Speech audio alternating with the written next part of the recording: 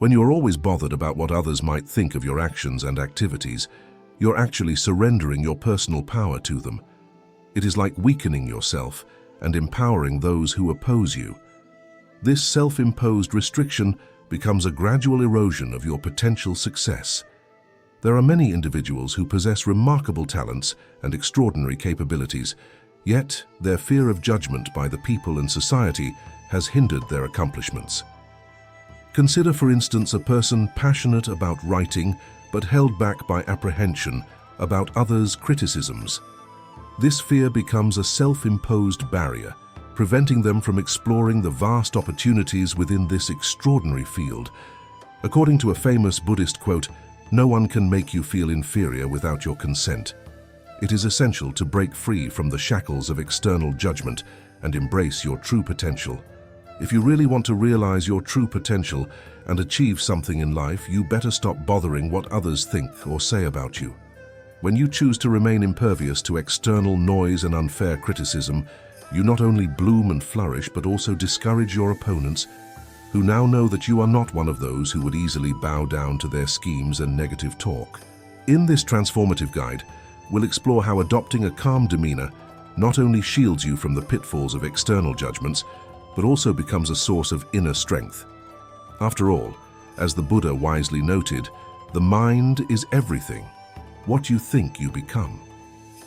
So let's embark on a journey to become the architects of our own serenity and masters of our unshakable calmness. Here are the 7 lessons through which you can stop bothering what others think. 1. Embracing the journey within. Shift the focus from seeking external validation to embarking on an inward journey of self-discovery. The Buddha said, "Peace comes from within. Do not seek it without." This quotation suggests that true peace, happiness, and contentment can't be found in external things, like money, status, or the opinion of other people. These things can bring temporary happiness, but lasting peace comes from knowing and accepting yourself deeply. On this inner journey, you might explore questions like, what makes me truly happy? What are my deepest values? What patterns of thinking help me? And which ones hurt me? You might also look at how you react to things emotionally and think about ways to deal with your emotions more constructively. Embracing the journey within also means accepting yourself, flaws and all. It's about understanding that you're a work in progress, and therefore you need to be kind to yourself during your journey of personal growth. It's about learning to quiet the mind, perhaps through meditation or mindfulness, to hear your inner voice more clearly. This journey isn't always easy. It requires honesty, courage, and a willingness to face things about yourself that might be uncomfortable. But it's also incredibly rewarding. As you get to know yourself better, you gain wisdom, inner strength, and a deep sense of peace, and you no longer need external validation or uplifting. You become truly whole and enough. As the Buddha suggests, the peace we all seek is not out there. It's within us, waiting to be discovered on this deeply personal and rewarding journey. 2. Practicing non-attachment.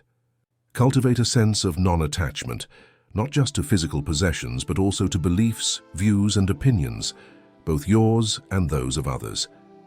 Think about holding a handful of sand. If you grip it too tightly, the sand trickles out through your fingers. But if you hold it loosely, it stays in your palm. This is a bit like non-attachment. It's not about giving up on everything or not caring about anything. It's about not holding on to things or others' opinions so tightly that it causes you pain. Buddha said, "Attachment is the root of suffering." This wise saying means that a lot of our unhappiness comes from clinging too tightly to things, words, or opinions, or wanting them to stay the same forever. But life is always changing, and when we resist this natural flow, it can lead to suffering. When we accept that nothing is permanent, we can start to let go of our need to keep things a certain way. It's about enjoying life's pleasures without becoming dependent on them for happiness. We must understand that we can't control everything, and that trying to do so can make us and others unhappy. Practicing non-attachment doesn't mean you don't care. It just means you allow things to happen naturally without forcing them to be a certain way. It's like enjoying a beautiful sunset, knowing it's temporary and not feeling sad when it's over. but grateful that you got to experience it. 3. Developing compassionate understanding. When encountering harsh judgments or opinions, practice compassion both for yourself and for others. Understand that just as you are influenced by your life experiences, so too are others. Compassion softens the heart and opens the mind, fostering a deeper understanding of the human condition. Think of a time when someone was really kind to you when you were having a hard time. That feeling of being understood and cared for is at the heart of compassionate understanding. It's about trying to offer that same understanding and kindness to others, and importantly, to yourself as well. Buddha said, "If you want others to be happy, practice compassion. If you want to be happy, practice compassion." This quote highlights how compassion is a two-way street that benefits both the giver and the receiver. Developing compassionate understanding involves a few key things. When someone is angry or unkind, instead of reacting defensively, try to understand what might be causing them pain or frustration. Often, people's negative behaviors come from their own struggles. Act with empathy. Try to understand what they might be feeling or going through. This doesn't mean you have to agree with them, just that you're trying to see things from their perspective. Developing compassionate understanding also means being kind and forgiving to yourself. Recognizing that you're human and you're doing your best, and that you need not be feeling small in the face of others' opinions or criticism. 4. Cultivating mindful responses. Instead of reacting impulsively to what others think or say, cultivate a practice of mindful response. This involves pausing, reflecting, and choosing actions that align with your values and inner truth, rather than knee-jerk reactions to external stimuli. Imagine you're walking through a garden and you suddenly step on a thorn. Your immediate reaction might be to scream or get angry at the thorn. But what if, instead, you pause, take a breath, and calmly remove the thorn? This is similar to cultivating mindful responses.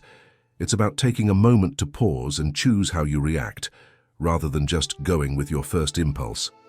Buddha said, "Through mindfulness, one finds the way to enduring life. Those who lack attention live as though they are already lifeless." This quote highlights the power of mindfulness in bringing clarity and vitality to our lives, as opposed to the metaphorical death that comes from unthinking or automatic reactions. To cultivate mindful responses, consider these steps. When something happens, especially if it's upsetting, try to take a moment to pause. This small gap can make a big difference in how you respond.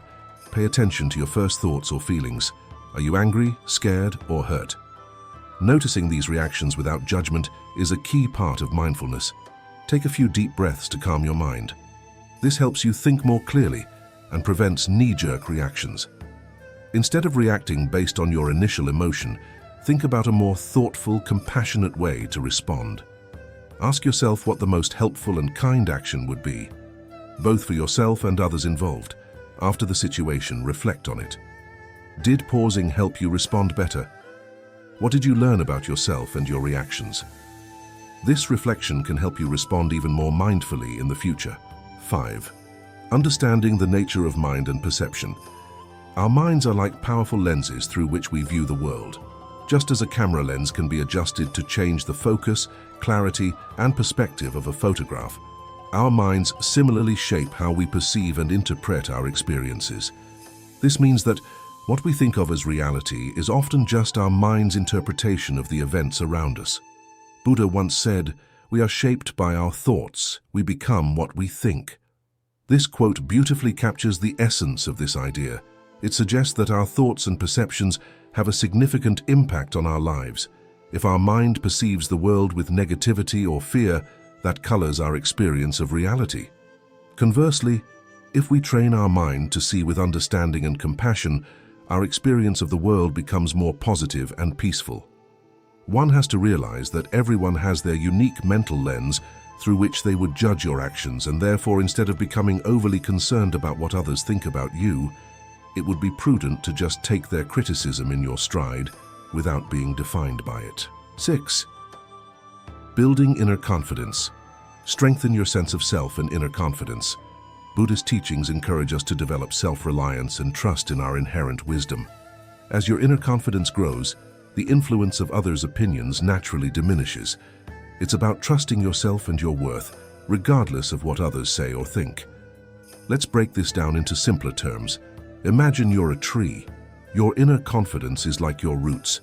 The stronger your roots, the less you'll sway in the wind of other people's opinions. Building inner confidence means nurturing these roots, so you stand strong no matter what's happening around you. According to the Buddha, do not overrate what you have received, nor envy others. He who envies others does not obtain peace of mind. This reminds us that peace comes from within and not from comparing ourselves to others or seeking their approval. Here's how to build inner so that you are least bothered about what others think about you. You first have to know yourself. Spend time understanding who you are, your values, and what's important to you. This self-knowledge is the foundation of your inner confidence. Have faith in your decisions and beliefs. You don't always need external validation to know you're on the right path. Also, embrace your uniqueness. Celebrate the things that make you different. Your unique qualities are what make you special, not something to hide because of fear of judgment, and learn to accept criticism. Not all feedback is negative. Sometimes it can help you grow. Learn to distinguish between constructive criticism and negative comments meant to bring you down. Moreover, let go of perfectionism. Trying to be perfect is a common reason we fear others' judgments. Embrace your imperfections. They're a part of being human, and be kind to yourself, especially when you feel criticized or judged. Talk to yourself like you would to a good friend. Lastly, regularly remind yourself of your accomplishments and strengths. This helps reinforce your sense of self-worth, and you become impervious to others' opinions about you. 7. Living authentically. Embrace and express your true self regardless of external pressures or opinions. It means aligning your actions and choices with your personal values and beliefs, rather than trying to fit into someone else's mold. Imagine wearing a mask that shows a different face from your own. This mask might please others, but it hides who you truly are. Living authentically is like taking off that mask and being comfortable with your own face, your true self. Buddha encapsulates this idea remarkably when he said, "To be beautiful means to be yourself." You don't need to be accepted by others. You need to accept yourself. In order to inculcate this attribute, you need to know and honor your values. Understand what truly matters to you. What are your core beliefs and values? Make choices that reflect these values, even if they go against the grain of what others expect. Express yourself genuinely. Share your thoughts and feelings honestly. Don't hide or change them to fit in or please others. Your genuine expression is your strength. Follow your own path. Make decisions based on what feels right for you, not what others think is right. Your life's path should be dictated by your own goals and dreams. Accept your uniqueness. Everyone is different, and that's what makes each person special. Embrace your unique traits and qualities, and don't be afraid to stand out. Finally, let go of the need for approval. Understand that seeking validation from others is a never-ending cycle. Focus on approving of yourself. When you're authentic, the need for external approval naturally diminishes. You become more comfortable in your skin, less sensitive to criticism, and more accepting of yourself. This authenticity is a powerful way to free yourself from the burden of worrying about what others think, and to embrace a life of true self-expression and joy. In essence, the journey to not being bothered by what others think is not about indifference to the world around us, but about finding a balance where external opinions do not disturb our inner equilibrium. By weaving these Buddhist-inspired steps into the fabric of our daily lives, we slowly unravel the knots of external validation and weave a tapestry that truly reflects the vividness and richness of our individual journey.